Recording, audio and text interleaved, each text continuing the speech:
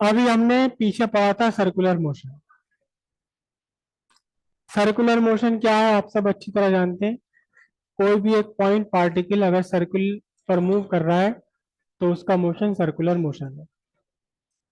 कोई एक पार्टिकल अगर सर्किल पर मूव कर रहा है along the circumference of a circle.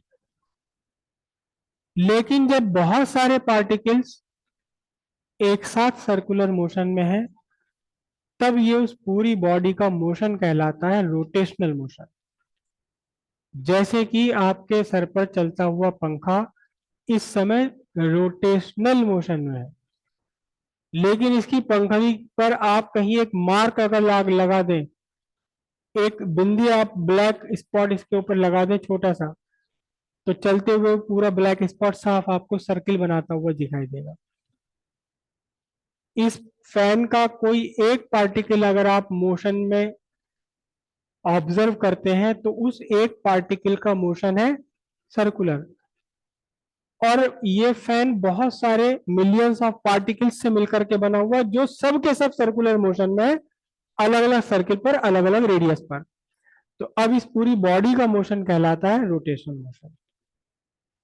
जब एक ही बॉडी के डिफरेंट पार्टिकल्स अलग अलग सर्किल्स पर सर्कुलर मोशन में है तब इस पूरी बॉडी का मोशन कहलाता है रोटेशनल मोशन। समझिएगा। तो हेडिंग डालते हैं हम रोटेशनल मोशन। अब रोटेशनल मोशन को प्रॉपरली समझने से के लिए हमें पहले कुछ और चीजें भी छोटी मोटी समझनी पड़ेंगी। हम जितने भी मोशन रोटेशनल मोशन डिस्कस करेंगे, जितने भी रोटेशनल मोशन हमारे स्कोप में है वो सारे रोटेशनल मोशन है रिजिड बॉडी के लिए। Rigid body. तो अब रिजिड बॉडी पहले तो ये समझा जाए कि रिजिड बॉडी क्या है। रिजिड बॉडी समझने के लिए पहले आसान रहेगा हम नॉन रिजिड बॉडी समझ लें। नॉन रिजिड बॉडी समझ लें हम, तो रिजिड बॉडी समझना आसान हो जाएगा। अब ध्यान से देखना, नॉन रिजिड बॉडी का बेस्ट एग्जाम्पल मेरे आपके सबके जेब में रखा होता है। नॉन रिजिड बॉडी, ये नॉन रिजिड बॉडी ये रहा, ये हैंग की एक नॉन रिजिड बॉडी है। अब क्यों इसे हम नॉन रिजिड बॉडी बोल रहे हैं, क्यों इसे नॉन रिजिड बॉडी बोल रहे हैं, ध्यान से देखिएगा। अगर आप इस हैंकी के एक पॉइंट पर फोर्स अप्लाई करें, इस हैंकी के एक पॉइंट पर आप फोर्स अप्लाई करें तो इस फोर्स के इफेक्ट से बॉडी के डिफरेंट पार्टिकल्स के बीच एक रिलेटिव मोशन डेवलप हो रहा है। समझना, आपने यहां फोर्स अप्लाई किया ये बॉडी पर। अब देखिए जरा, बॉडी के इन दोनों पार्टिकल्स के बीच का डिस्टेंस कम होता जा रहा है। हालांकि ये पार्टिकल भी मोशन में आ गया, लेकिन किसी पार्टिकल का मोशन ज्यादा है, किसी पार्टिकल का मोशन कम है। तो इसका मतलब इन दोनों पार्टिकल्स के बीच में एक रिलेटिव मोशन डेवलप हो गया। जब आपने बॉडी के किसी एक पार्ट पर आपने फोर्स अप्लाई किया तो इस फोर्स के इन्फ्लुएंस से बॉडी में आपस में बॉडी के डिफरेंट पार्टिकल्स के बीच रिलेटिव मोशन हो गया। करेक्ट। अब रिजिड बॉडी क्या है, ये रही, इस पर आपने एक फोर्स अप्लाई किया लेकिन इन दोनों पार्टिकल्स के बीच का कोई डिस्टेंस घट रहा है बढ़ रहा है क्या। मैंने यहां फोर्स अप्लाई किया, क्या इस पार्टिकल के बीच का कोई डिस्टेंस घट रहा बढ़ रहा है, इस पार्टिकल के बीच का कोई डिस्टेंस घट रहा बढ़ रहा है, नहीं। मतलब जब आपने फोर्स अप्लाई किया तो बॉडी के डिफरेंट पार्टिकल्स के बीच में रिलेटिव मोशन डेवलप नहीं हुआ। ये आपकी रिजिड बॉडी है। रिजिड बॉडी, कौन सी बॉडी रिजिड बॉडी है, कि बॉडी के किसी एक पॉइंट पर आपने फोर्स अप्लाई किया, बॉडी फ्री है मूव करने के लिए, बॉडी के डिफरेंट पार्टिकल्स के बीच रिलेटिव मोशन डेवलप नहीं हुआ, तो फिर कौन सी बॉडी है ये?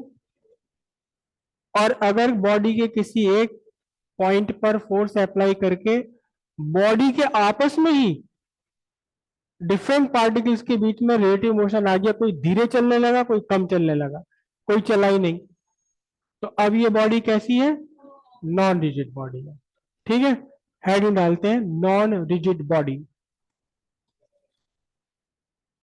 A body such that force applied at one point cause relative motion between different particles of the body is called non-rigid body. अब नेक्स्ट लाइन लिख लीजिए रिजिड बॉडी, बस डज नॉट आ जाएगा। A body such that force applied at any point does not cause relative motion between different particles of the body। देखिए nature में हमारे ना तो कोई मटेरियल, कोई बॉडी परफेक्टली रिजिड है और ना ही परफेक्टली नॉन रिजिड है। जो नेचुरल बॉडीज है, कोई भी मटेरियल है, वो परफेक्टली नॉन रिजिड और परफेक्टली रिजिड के बीच में है। लेकिन फिर भी बहुत सारे मटेरियल्स ऐसे हैं जिनकी रिजिडिटी परफेक्टली रिजिडिटी के पास में है, और बहुत मटेरियल ऐसे हैं जो परफेक्टली नॉन रिजिड के पास आसपास है उनकी रिजिडिटी। रिजिडिटी क्या होती है ये अभी आगे के लेसन में आएगा, रिजिडिटी जो वर्ड यूज कर रहा हूं। तो quartz Ivory, quartz Ivory, quartz एक पत्थर होता है, नेचुरल स्टोन है ये, बस डिफरेंस ये है कि ये शीशे की तरह ट्रांसपेरेंट होता है, कांच की तरह, कांच की तरह ट्रांसपेरेंट होता है ये, लेकिन नेचुरली अकरिंग मटेरियल, एक स्टोन, टाइप ऑफ स्टोन। जबकि जो ये ग्लास है, कांच है, ये मैन मेड मटेरियल है। तो क्वार्ट्ज परफेक्टली, लगभग लगभग परफेक्टली रिजिड है। इसी तरह हाथी का दांत, जो बाहर वाले दांत होते हैं, वो भी लगभग लगभग रिजिड है। और कुछ हद तक स्टील बॉल्स, बहुत बढ़िया हाईली रिजिड स्टील हो तो रिजिड बॉल्स भी, वो स्टील बॉल्स भी लगभग लगभग परफेक्टली रिजिड है। इसके अगेंस्ट गीली मिट्टी, ये नॉन रिजिड है, गीली मिट्टी नॉन रिजिड है। और गीली मिट्टी में भी रेत या बालू नहीं, क्ले, क्ले जिसे आप बोलते हैं, चिकनी मिट्टी, गीली चिकनी मिट्टी, ये लगभग लगभग नॉन रिजिड मटेरियल है। ठीक है, तो लिखिए in nature there is no material, in nature